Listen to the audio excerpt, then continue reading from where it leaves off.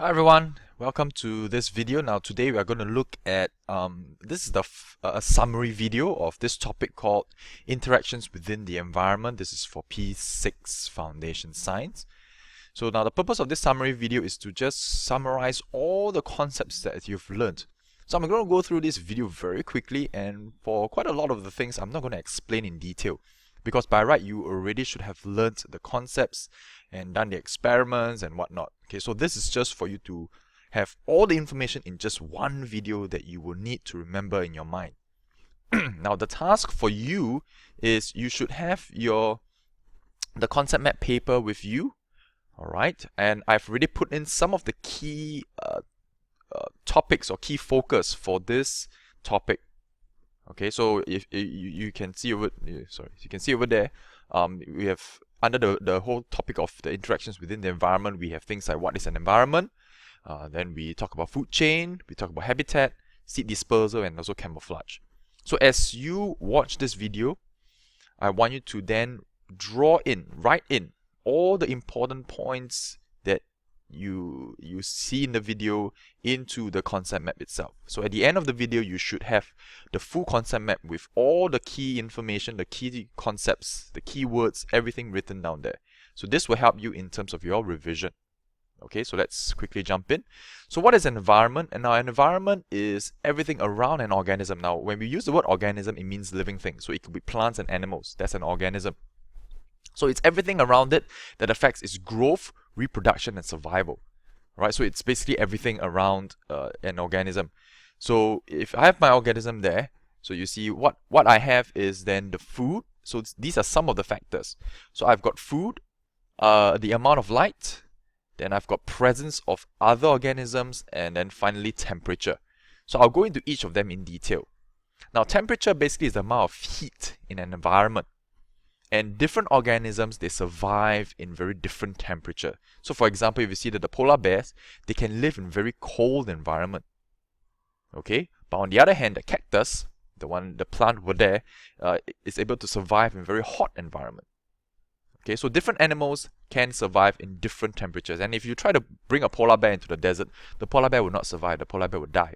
Similarly, if you bring a cactus into the cold environment, into the North or South Pole, the cactus will die because these organisms are not designed to live in the other environment. Okay, so the temperature of the environment is very important. And so if the desert suddenly becomes very cold, then you will realize that the cactus will not be able to survive. Okay, because it has adapted itself to survive in that kind of environment. Okay, so the amount of light, very basic amount of light, is very important because it affects the number of plants. And the number of plants, if we learn before, later on we'll see in food chain, affects the number of animals. So if I got more plants, I got more plant eaters. If I got more plant eaters, then there'll be more animal eaters, because this is how the food chain goes, like that. So animals directly or indirectly depends on plants for food. So the amount of light in the environment is so important. Okay, and there are some organisms that prefer dark areas. Okay, for whatever reasons, and there are some animals that needs the light. Okay. Now, availability of food. So basically, when an animal wants to survive, it needs food. All right. So if there's no food, then obviously the organisms will not survive in that environment. Okay. So whether there's food there, it also affects what animal is there and affects the environment itself. And then finally, the presence of other organisms. So basically, plants provide food for organisms, and then animals that feed on plants are then eaten. So this is the whole idea. Why are there different animals in that environment? It all depends on what kind of food is there. If your food is there, you are going to go to that environment. But if you can't find food there, you are not going to go to that environment. Okay, now at the same time, plants also, they disperse their seeds to avoid overcrowding. So if there are too many plants in that environment, and it's all being overcrowded, then new plants cannot grow there. Okay, so the presence of other organisms will also affect where this organism is. So then the next thing we looked into is what are habitats. So a habitat is a place or a home where an organism can find all it needs to survive, to grow, and to reproduce. Okay, so it's a place where organisms can find everything that it needs. It's a place for it to survive. So different organisms can be found in one habitat, and in our lessons we have learned about two habitats: the garden habitat as well as the pond habitat. All right, and you all went to the science center to see the pond habitat, to see more animals from the pond habitat. Okay, so I'm going to go through these two habitats in detail. So the garden habitat is a place where it has a lot of sunshine and a lot of rain. Okay, some of the plants that you will see there, and you saw it in our eco garden, the trees, the ferns, and we've got many flowering, non-flowering plants, your orchids and all whatnot. So many different types of plants there. Animals, we saw things like caterpillars, there may be butterflies, earthworms, snails, spiders. So these are the types of animals and plants that you can find in the garden habitat. Now these animals and plants may not be found in the pond habitat, and as you can see, the pond habitat basically is an aquatic, or what it means is water habitat. So it's a very wet place, and so the plants that you see there are things like duckweed, water lily, and hydrilla, which these plants you don't find in the garden habitat. So that's why we mean that different habitats will have different types of plants and animals. Okay, so the animals that you can find in the pond habitat would be dragonflies, tadpoles, pond skaters, which you don't find in the garden. Alright, so these are just two, and there are other types of habitats, but we won't go into detail right now. So a food chain. Now, what is a food chain? A food chain basically it's something that shows the transfer of energy. Very important. A food chain shows the transfer of energy from one organism to another. So it shows how energy is transferred from one animal to another. Now, remember this. All food chain starts with a plant, or we call it food producer. Okay, so there's no food chain that does not start with a plant. Okay, so there must be a food producer, because it's the food producer that produces the food and then is eaten by something else. So the arrow, this arrow means eaten by. Please remember this. A lot of you are still a little bit confused. So this arrow means eaten by.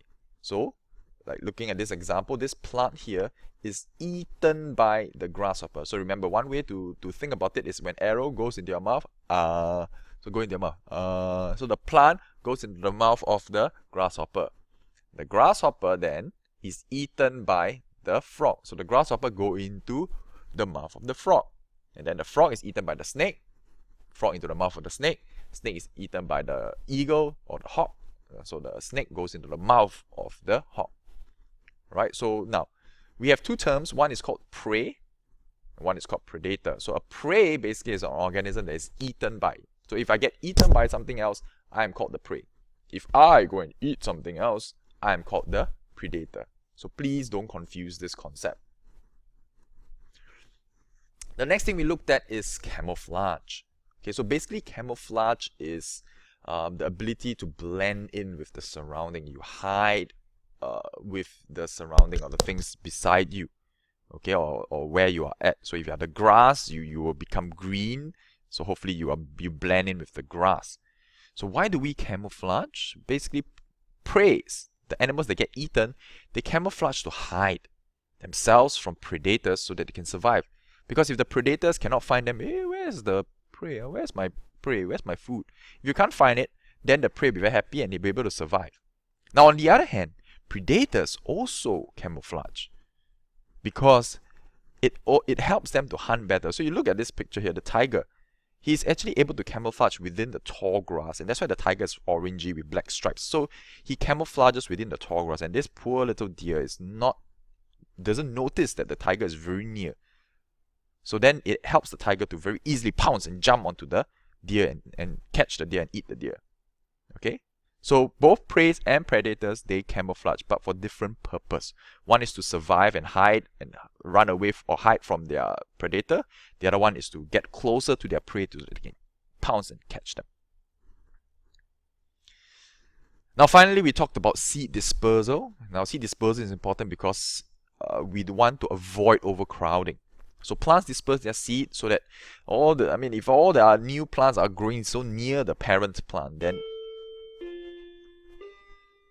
if all the plants are growing so near the parent, then all the plants will be fighting for water, they'll be fighting for nutrients, and they'll be fighting for sunlight because the parent may be taller, it blocks out the sunlight. So when your plants are growing too near each other, it's very unhealthy, it's not good. Alright, it's just like when I force everyone onto the same chair or the same table, then you'll be fighting for space. Yeah, I got not enough space. Okay, so plants need to disperse their seeds out. So there are 4 methods of dispersal that we have learned: wind, water, animal, and splitting. And I'll go into each of them in detail. So first, dispersed by wind. Wow, you look at this. Ooh, look at this dandelion. So beautiful when you blow. So imagine I blow already 1, 2.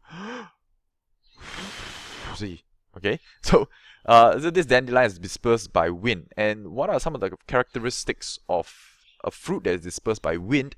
Well, it must have a wing-like structure. So something that is able to catch the wind and it gets blown away with the wind. And obviously it must be light. If it's so heavy, it will just boom, drop down straight away. Okay, so you see the dandelion is so light and it has these feathery things on its seed. So it catches the wind and flies away. Same like the angsana right at the bottom here. The seed is in the middle and around it is the wing-like structure. So that one, as it drops, it helps to catch the wind and fly it away. Okay? So that's dispersed by wind. Dispersed by water, well, the fruit must be waterproof, obviously. If the fruit gets wet and it soaks in all the water, it will just sink to the bottom. So it must be waterproof, and it also must have air pockets. So the fruit must somehow be able to trap air so that it allows the fruit to float. So basically, a fruit that is dispersed by water must be able to float. Alright? So an example here is the little coconut here. Okay? So it's floating on the water. So what the water will do is the seed will drop, it will float, it will go to another place, and then that's where it will grow into a new coconut tree. And by that time, it's a very far distance from the parent plant. Now, dispersed by animals, basically the fruit must be juicy and edible. Alright, so what happens is it tempts the animals to start eating the fruit, and either they will throw the seeds away, and by that time they would have moved quite a far distance away from the original parent plant, or it goes inside their digestive system, but because it doesn't get digested, when they poop it out, it will be pooped at a far location from the parent plant itself. So you see, for example, this is the monkey eating a banana, squirrel eating an apple. Now there's another way that fruits get dispersed by animals, and that is by being able to hook onto the animals. So these fruits have little hooks that can hook onto the animal's fur, or even for humans, our pants, and in this case, the sock. Okay, so this is the love grass being hooked onto the sock of someone's socks. So then as the person walks, or as the animals run, soon enough, or the fruit will just drop off. And by that time, it would have moved a certain distance already. Okay, so that's how we disperse by animals. Splitting, now you look at this cool animation here.